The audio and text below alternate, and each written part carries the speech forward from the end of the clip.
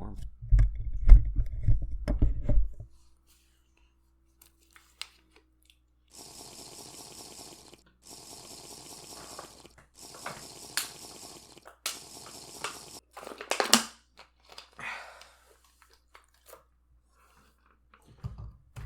Okay. My Hero Academia is a series that I love with all my heart, and I have absolutely no idea why.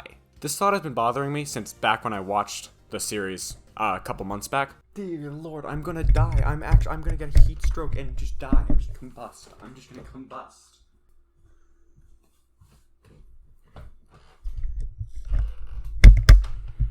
I washed my face. We're good now. Now, just to be clear, I'm not saying the show is bad. But what I am saying is that it's really hard to figure out what makes it special enough that me and apparently a lot of other people seem to like it. I was looking for videos for my funny slideshow prompt. Full transparency, this is so I don't have to edit. I found this one and I didn't watch it all the way through. So I ended up with, so this guy, he shows up, Oppai Senpai. What does that mean? Hey Google. What is Oppai in Japanese? According to dictionary.com, from the Japanese word for breasts, Oppai refers to a female character's oversized tits in manga and anime. And so that's what this video is going to be about. The My Hero part, not tits senpai. Trying to put together my thoughts and feelings for the show, figuring out what it is that makes it the phenomenon it is.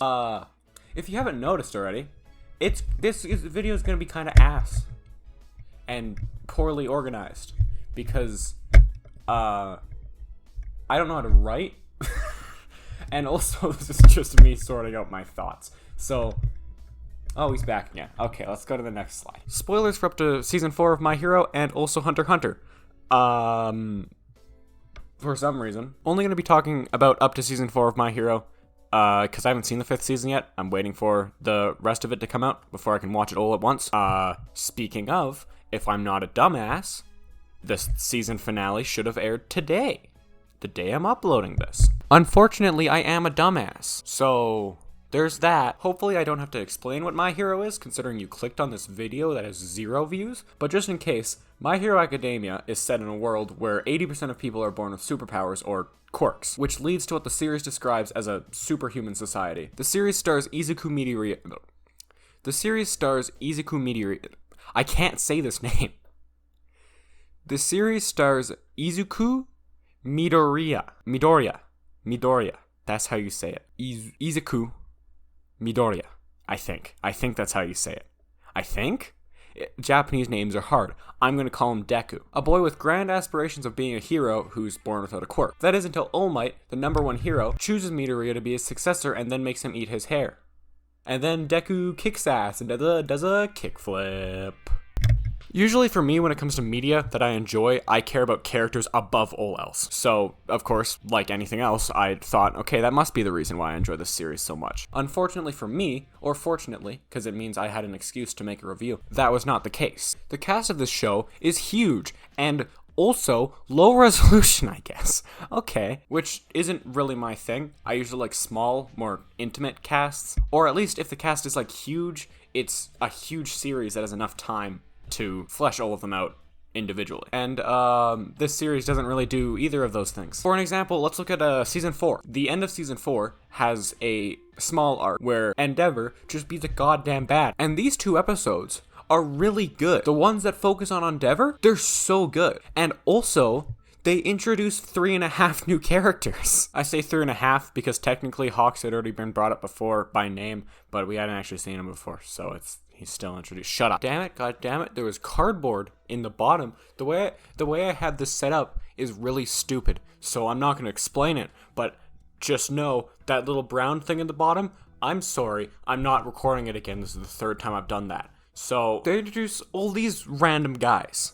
And I'm sure that some of them will become important later, or maybe all of them will. I know she does, because I read Vigilantes. And she was in it, and she was cool, and she kicked ass. She was I'm not saying I'm not a furry. But that's kind of my point. All these characters might become important later on, but right now, I don't care. Stop introducing them. Just let other characters have their time to shine. We're getting to like JoJo's levels of characters here. That's not a good thing. That is a bad thing. It's to the point that I can say I care about maybe a third of the cast. Not even this third. Most of these characters I'm indifferent for, which is a pretty big deal when that third involves Gentle or the main villain of the entire series to this point. This one, at least it seems like this is just going to be kind of a one-off villain, but this guy, it's the guy. That's the guy.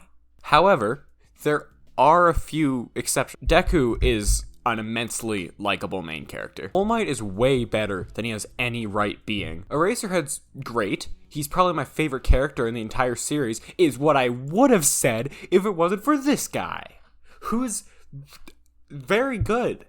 I don't want to get into the characters, but just know, all these guys, they're great. And I mean, when you have a million characters, a third is still 333,000, which is a lot if you know how to count. So maybe part of the reason were the characters, but I felt like there was something else. The second thing I thought of was how real this world felt compared to its contemporaries. It's not Lord of the Rings. One of my biggest issues with weekly shonen is that it's just that, it's weekly. Meaning that a lot of the time, since they have such a small amount of time to think about things, it kind of feels like a lot of mangaka. Is that how you say that? That's probably how you say that. I feel like a lot of mangaka, mangaka? I don't know. I'm going to say mangaka because it's fun. It feels like a lot of mangaka tend to write as they go. And no disrespect to them, by the way. Their work is literally hell, and they don't get paid. This is not disrespect to them. I'm just saying it's something that bothers me with the whole medium.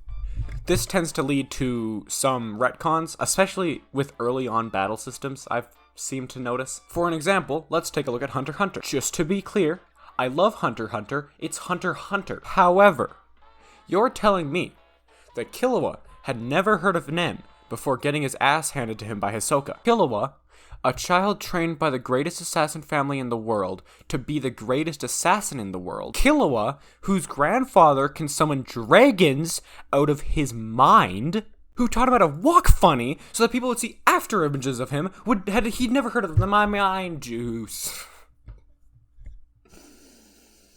That's it. That's the take. We're taking that one. With the series, this bothered me so much. I mean, I can see where this is coming from. Togashi needed something to spice up the battle system, so he invented one of the greatest ones of all time. But god damn it should have been there from the beginning, because this is me. Dude. My entire life is in shambles because Killua did not know what Nen was. I'm moving this around a lot. I hope it's not making sound. It probably is. Oh, and don't even get me started on Jean. How did no one know anything about him whenever Gon asked, and yet he's one of the top hunters in the Hunter Association? Kurapika literally read up so much on the Hunter Association and the Hunter's exam that she was able to solve the entire puzzle by looking at some chick's arm. So how the hell did he not know who Jean was? Why did Togashi reveal there was so much more world out there if you're just gonna stop writing the series? Why did you do that? Anyways, back to My Hero Academia. My Hero just starts off with saying, hey, 80% of people are cool, 20% of people aren't cool. They got superpowers, and we're there, we're caught up, we're good. We should be able to understand everything else going forward. Absolutely no Killua nonsense in sight, which is good, because that really bothered me. I don't know if you can tell, but it really bothered me when it did that, like 4 times in Hunter x Hunter. I just wanted to complain about Hunter x Hunter. And while that's something good about the series, it's not really the smoking gun I was looking for. Something else that comes to mind when I think about this series is how organic the characters' actions feel. In a lot of shonen, characters' actions tend to be fairly simple, like they do something because they're a good person, or they're a bad person, or they do something that someone else tells them. And all of it is pretty much, it leads to an overarching goal of some sort. Like rebuilding civilization, or saving your sister from becoming a demon, or eating a bunch of fingers. And don't get me wrong, that's fine, all of these series are great. But let's take a look at how My Hero does it. The third season starts with Deku and crew going to a summer training camp in the woods that ends up getting invaded by the League of Villains, the big baddies of the show, if you couldn't tell. And after everyone fights tooth and nail to survive, the League of Villains leave with one thing, and that is Bakugo, who is Deku's childhood friend and his character foil. And so 5 students all band together and are like, you know what? Let's go take him back. We're still in high school, but we got superpowers, so we can do it. They're stupid, but at least they tried.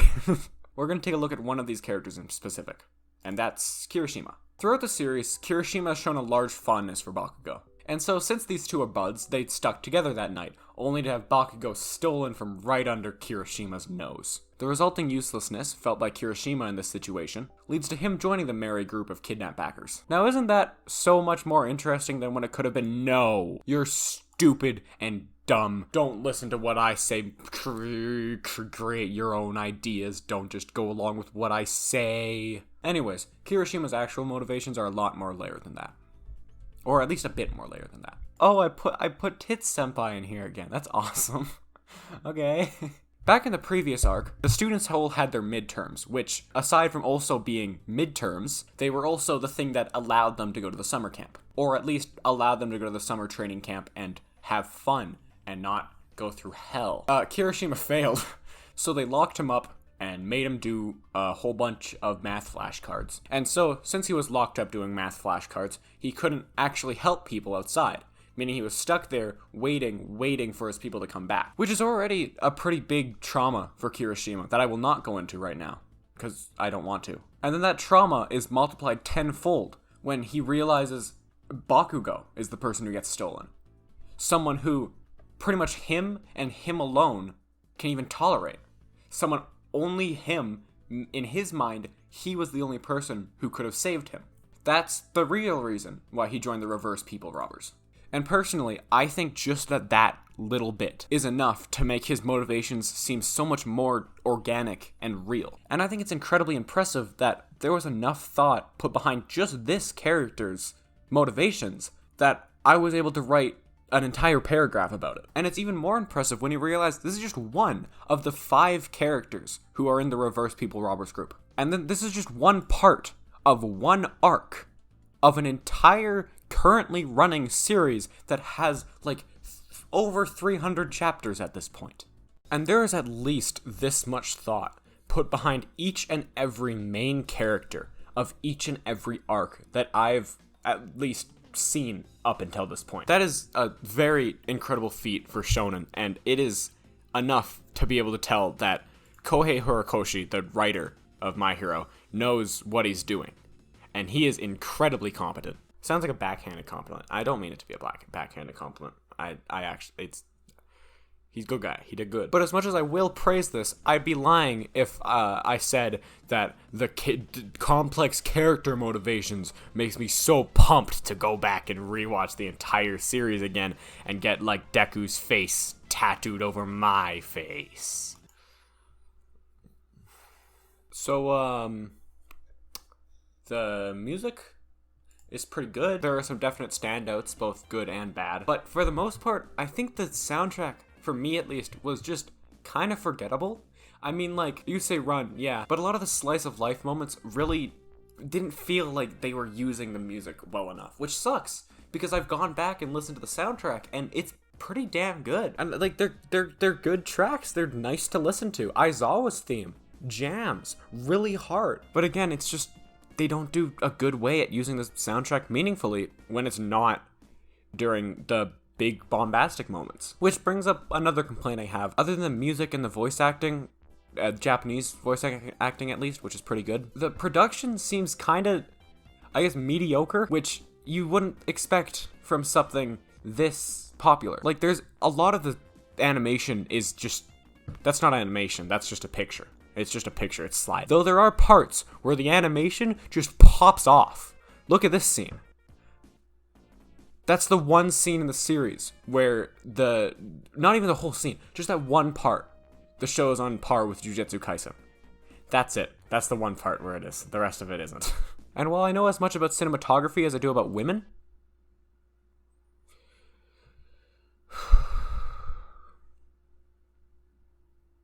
I do know that if I'm watching a scene that, on paper, if it were given to me in a book, would have been at the very least tolerable, and I'm bored, that's probably cinematography. Maybe. It might be. It might be cinematography. Though I will say that during the end of the 3rd season to the beginning of the 4th season, the animation was pretty spot on. Like, it was pretty... It wasn't, like, top tier, but it looked pretty good. The show was, I'd say, pretty for a while.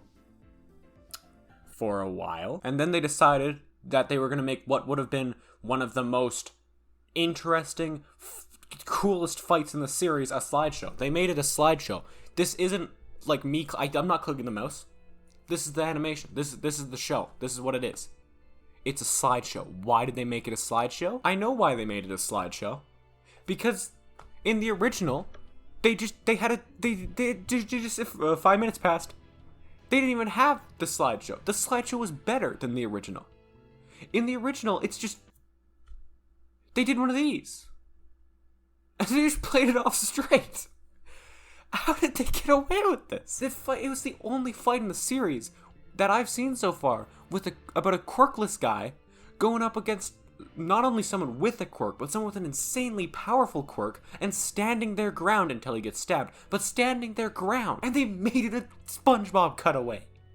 Anyways, and so I sat there, stumped, unable to figure out this grave dilemma handed upon me by God. So I thought maybe it would be a good idea to go back to my favorite arc of the show and rewatch it, see if I see anything there. I don't know the name of that arc, so I'm just going to call it the All for One Gets His Goddamn Face Caved In arc. And I enjoyed it. It was fun. I mean, it was one of the few anime I can go back and rewatch without getting bored. But then I noticed something. During All Might's final battle, I was enjoying it just as much as I did going through it the first time, which doesn't happen to me often. I was so goddamn pumped to see this stupid Superman-looking ass beat the ever-living hell out of this stupidly evil, bald, no-eyes bastard. And that's when it hit me. The thing that had been staring me in my face all along and that I've been too stupid to figure out. The thing that brings everything I've brought up until now together. The characters and their complex motivations, the organicness of the world, the music, the cinematography, the animation. God damn it. It's these moments, these climactic endings, where everything I've brought up together, it comes together beautifully, perfectly, and god damn it, during them, the show is almost untouchable. I'm pretty much convinced that watching any one of these moments, it is nearly impossible to not get a little bit emotional. Not get a little bit pumped up. Not get a little bit want to go pick a fight with a whole bunch of people and then get your ass kicked, because why would you do that? Stupid. And to me, that's why I love My Hero Academia. See, now the real question is, does it matter at all? The answer is no. Probably it doesn't really at all. This video, the idea of it came from when I was talking to my friend and I brought up the fact that I was watching the series and she said, ugh. So, you know, it probably doesn't say very good things about me that I wrote an entire script, recorded and edited and then uploaded it, out of spite, but I did it anyways. And hopefully you enjoyed it. There should be some better videos up there that are not by me about My Hero that I watched and really enjoyed in the process of making this video. They're all really good. Go watch them. And if I did upload another video in the time it took for the season 5 to wrap up, it will also be there. And you should watch that one too, because it would make me very happy and it would help my self-esteem. the flippin' like button and also the subscribe button, because that would be awesome for you to do. Okay, bye.